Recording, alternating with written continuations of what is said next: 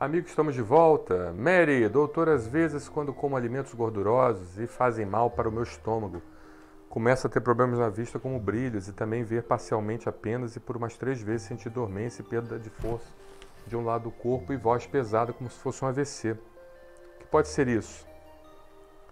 Não tenho condições financeiras de procurar um médico, moro em Santarém, Pará, eu sei, Mary, mas nós temos aí a nossa telemedicina. 21 99 374 2042. A gente tem umas limitações, né, com a telemedicina, a gente não consegue fazer muita coisa, mas é uma ajuda, né? E pelo menos você vai ter uma consulta personalizada com o médico para ter uma ideia do que possa ser, o que possa estar acontecendo com você. Mas agradeço você do Pará, de Santarém, um abraço por todo o povo paraense.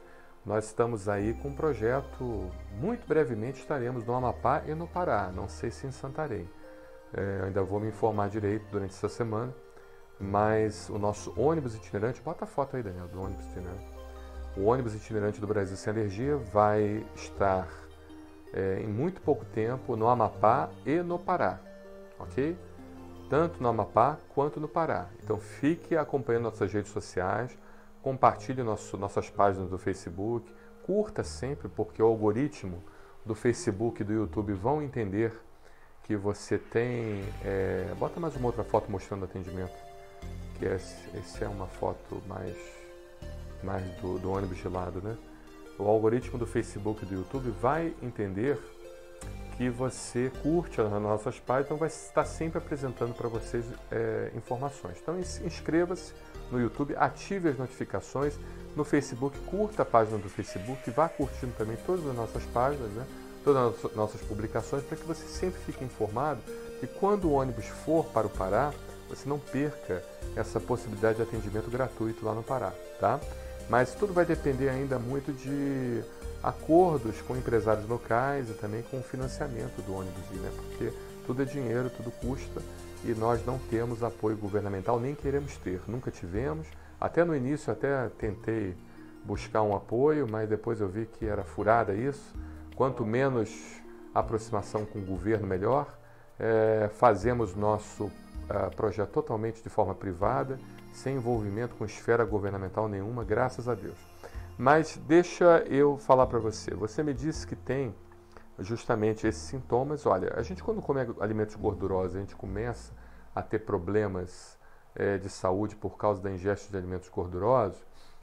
Uma coisa que a gente sempre tem que estar pensando, e eu, de certa forma, não quero fechar um diagnóstico, pelo amor de Deus, do que você está tendo, mas o que a gente precisa pensar sempre é a vesícula, né? Ou seja, a vesícula pode estar doente, a vesícula não pode estar, o fígado não pode estar produzindo adequadamente a bile não está sendo adequadamente armazenada e essa bile então não está cumprindo seu papel, que é emulsificar as gorduras, né? O que é emulsificar? Quando você pega a gordura e você divide ela em vários pedacinhos, em vários fragmentos, facilitando a digestão do seu corpo, facilitando a absorção dessas gorduras. Então, quando você não tem uma bile adequada para emulsificar essas gorduras, pense num detergente, né? Quando você coloca o detergente ali num prato engordurado, você não percebe que o detergente ele facilita a emulsificação daquelas gorduras, você facilita o espalhamento daquelas gorduras,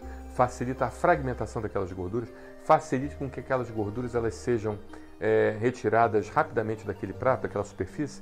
A mesma coisa acontece com a bile quando a gente come a gordura, ou seja, a bile ela tem essa função de facilitar, de fragmentar, de melhorar a conformação estrutural da gordura para que a gente consiga então absorvê-la, né? Porque não é porque é gorduroso que faz mal, né? Você tem os alimentos com gorduras boas e gorduras ruins, né? Então esse já é um outro papo, já é um outro assunto que a gente vai falar isso mais adiante. Mas, quando você tem esse problema na vesícula, a gente precisa entender realmente se a sua vesícula está bem. Agora, pode ser que seja somente um processo de enxaqueca, né? A enxaqueca por uma intolerância alimentar ou por uma hipersensibilidade alimentar também a algum alimento, né? E a enxaqueca ela causa sintomas muito semelhantes a isso que você está dizendo. Não quero fechar diagnóstico também. Quem fecha diagnóstico é o seu médico assistente, que vai lhe fazer uma consulta personalizada. A gente deixa isso bastante claro. Mas é importante, na hora que você for procurar um médico, você conversar com ele E cogitar essa possibilidade, você está desenvolvendo um quadro de enxaqueca. Né? A enxaqueca leva a uma diminuição do campo visual, você fica com uma visão em cabresto, né? A visão periférica ela some, você sente escotomas luminosos, assim na periferia do seu campo visual, você pode sentir um certo mal-estar, você pode sentir também perda da sensibilidade motora em determinadas regiões, né? É muito comum ter uma perda somente de um lado e não bilateral, somente unilateral. Isso é transitório, a enxaqueca leva a isso, a pessoa até pensa realmente estar tendo um AVC, mas a enxaqueca pode levar a esse problema também.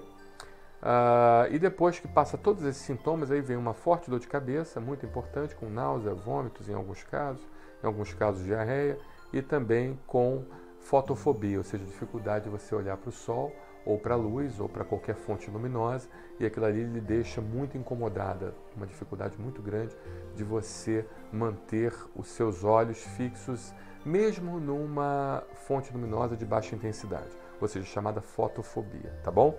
Então é importante nós pensarmos em enxaqueca.